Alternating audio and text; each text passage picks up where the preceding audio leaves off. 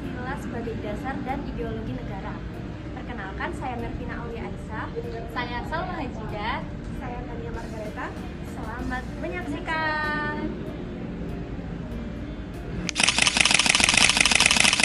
Means principle.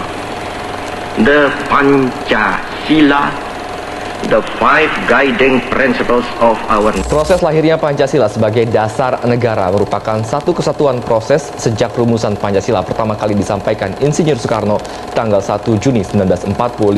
Rumusan Piagam Jakarta tanggal 2. Para pendiri bangsa merumuskan Pancasila sebagai dasar negara. Dengan Pancasila, para pendiri bangsa meyakini Indonesia akan memiliki pondasi yang kuat dan pegangan dalam hidup bernegara. Anchor CNN Indonesia Reinhard Sirait punya penjelasan seputar Pancasila sebagai ideologi bangsa yang harus dipahami dan juga diamalkan oleh seluruh warga negara, terutama generasi muda masa kini. Pancasila, fondasi dari berdirinya negara Indonesia, bukan sekedar sebuah simbol, melainkan sebuah pedoman yang memandu setiap langkah bangsa ini. Mengapa Pancasila dijadikan dasar dan ideologi negara? Karena Pancasila mengandung nilai-nilai luhur seperti ketuhanan, kemanusiaan, persatuan, demokrasi, dan keadilan sosial. Nilai-nilai inilah yang membentuk karakter bangsa kita, menjunjung tinggi keadilan, mengutamakan persatuan, dan menghormati keberagaman di tengah masyarakat yang majemuk. Namun, seiring perjalanan waktu, Pancasila menghadapi tantangan-tantangan besar yang menguji keteguhannya sebagai dasar dan ideologi negara.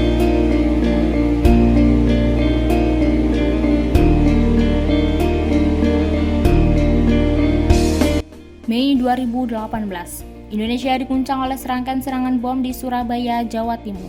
Sebuah keluarga terlibat dalam aksi teror yang menargetkan 3 gereja dalam waktu yang hampir bersamaan. Tindakan kejam ini telah menguncang hati nurani bangsa dan menantang nilai-nilai Pancasila sebagai dasar negara kita.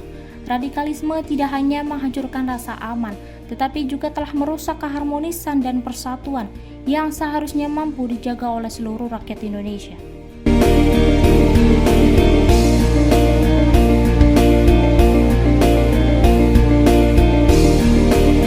Agustus 2024, sebuah kontroversi meletus ketika anggota Paskibra Republik Indonesia diwajibkan untuk melepas hijab saat mereka bertugas. Keputusan ini telah memicu protes besar dari masyarakat yang menganggapnya sebagai bentuk intoleransi dan pelanggaran terhadap kebebasan beragama. Isu ini telah menimbulkan pula perpecahan di tengah masyarakat dan menjadi tantangan besar bagi Pancasila sebagai dasar negara yang seharusnya mampu menjunjung tinggi nilai ketuhanan yang Maha Esa dan kebebasan beragama.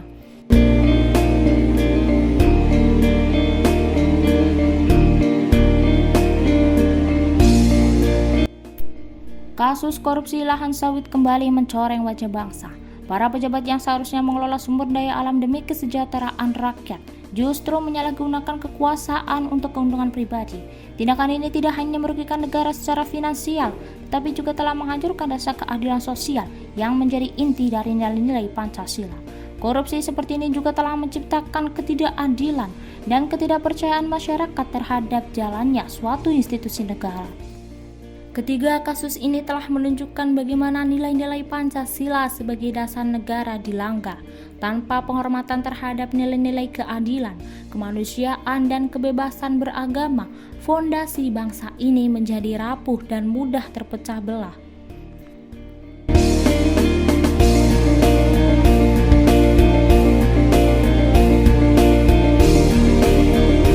Kemajuan ekonomi Indonesia yang pesat telah membawa perubahan besar dalam gaya hidup masyarakat kita. Konsumerisme menjadi fenomena baru di mana kebiasaan membeli barang-barang mewah, makan di restoran cepat saji, dan mengejar tren menjadi hal yang umum. Di balik gemerlapnya kehidupan konsumtif ini, ada sisi lain yang terlupakan. Semakin terpinggirnya masyarakat miskin dan ketidakadilan ekonomi yang semakin nyata.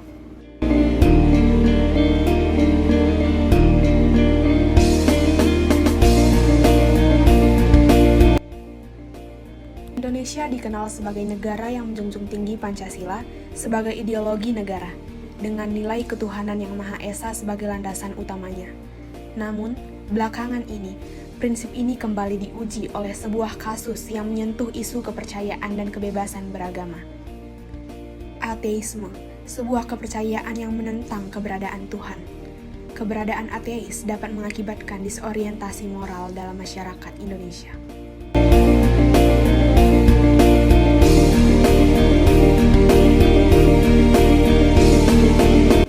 Individualisme yang semakin menjamur dalam perkembangan era digitalisasi menjadi hal yang biasa terjadi. Namun hal ini dapat merusak nilai persatuan Indonesia yang diamanatkan oleh Pancasila. Ketika kepentingan individu lebih diutamakan daripada kebersamaan, kita kehilangan inti dari Pancasila sebagai ideologi yang menekankan kebersamaan, gotong royong, dan solidaritas sosial. Kasus-kasus ini mencerminkan bagaimana Pancasila sebagai ideologi negara terus diuji oleh ideologi-ideologi lain yang mencoba merusak keutuhan dan kesejahteraan bangsa.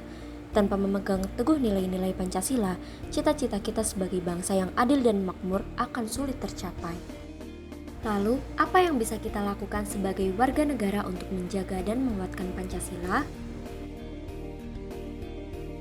Langkah pertama adalah dengan menyebarkan pemahaman Pancasila kepada generasi muda. Kita bisa mengadakan seminar, diskusi, atau lokakarya tentang pentingnya Pancasila, baik di sekolah, kampus, atau komunitas. Korupsi adalah ancaman serius bagi integritas bangsa. Kita bisa ikut serta dalam gerakan anti korupsi atau memantau anggaran pemerintah agar penggunaan dana sesuai. Masyarakat yang kuat adalah masyarakat yang bersatu. Budaya gotong royong harus kembali hidup, mulai dari kegiatan sosial hingga menjadi relawan untuk membantu yang membutuhkan. Dalam menghadapi ateisme dan terorisme, kita perlu memperkuat nilai-nilai keagamaan yang toleran. Mengadakan pengajian, kebaktian, atau dialog lintas agama dapat mempererat kerukunan dan toleransi antar umat beragama. Konsumerisme bisa kita lawan dengan mengurangi gaya hidup boros dan memilih gaya hidup berkelanjutan. Radikalisme dan terorisme harus kita cegah bersama. Kita bisa mengikuti pelatihan pencegahan radikalisme dan berpartisipasi dalam kampanye anti-terorisme. Indonesia adalah negara yang kaya akan budaya. Merayakan keragaman ini melalui festival kebudayaan, dialog antar budaya, atau pertunjukan seni adalah salah satu cara kita memperkuat semangat persatuan dalam keberagaman. Berbagai tantangan yang dihadapi Pancasila, baik sebagai dasar maupun ideologi negara, telah mengancam nilai-nilai luhur yang seharusnya menjadi pedoman hidup kita. Kasus-kasus seperti terorisme, intoleransi, korupsi, dan konsumerisme politik telah menunjukkan bahwa penerapan Pancasila masih jauh dari kata sempurna. Pancasila bukan hanya sebagai semboyan, tetapi sebagai fondasi yang harus kita wujudkan dalam tindakan sehari-hari. Mari kita bersama-sama memperkuat komitmen kita untuk mengamalkan nilai-nilai Pancasila, bukan hanya dalam kata-kata, tetapi juga dalam tindakan nyata. Jangan biarkan tantangan-tantangan ini meruntuhkan ideologi bangsa kita dan dasar negara kita. Pancasila adalah milik kita bersama, dan kita semua bertanggung jawab untuk menjaganya. Terima kasih telah menonton, dan sampai jumpa di video berikutnya.